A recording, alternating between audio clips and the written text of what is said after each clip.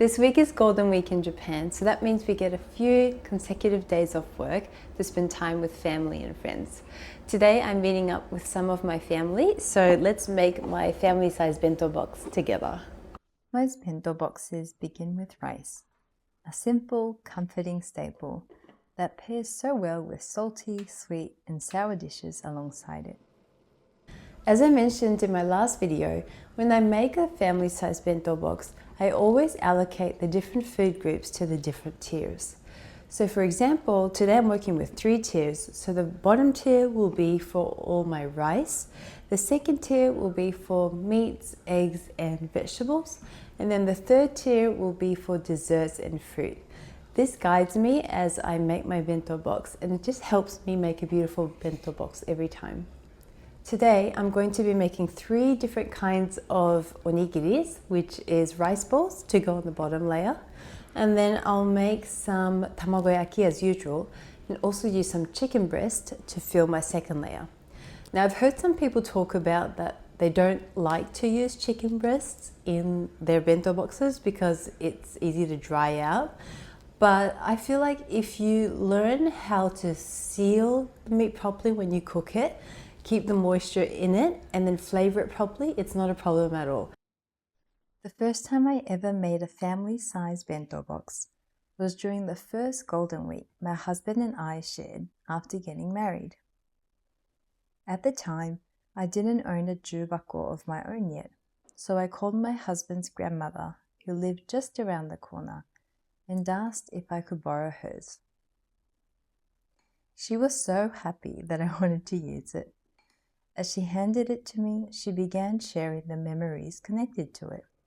Family gatherings, sports days, seasonal celebrations. Every jubako in Japan carries its own story. So on the left I have my chicken. I'm waiting for it to brown on the other side and become a little bit crispy, and then I'll flip them over. On the right side I've started my tamagoyaki. I'm going to fold in some seaweed this week to make it a touch more special. I carried her jubako home feeling excited and honestly a little nervous. I didn't want to damage something that had been so treasured by her family for so many years. As I filled each layer for the first time, I remember feeling eager to begin creating traditions and memories of our own.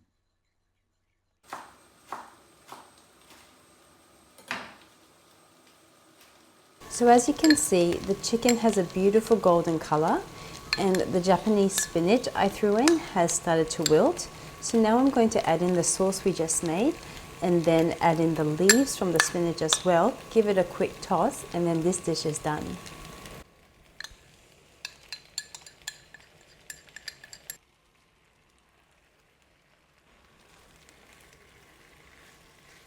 The rice is done, the meat dish is done, the tamagoyakis are done. So let's prep some veggies, and then it's time to assemble.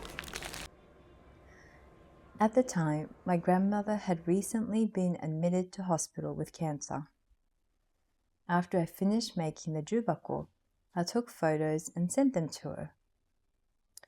She later told me she was so excited that she went around the hospital showing the doctors, nurses, and even the other patients what her grandson's wife had made using their family jubako.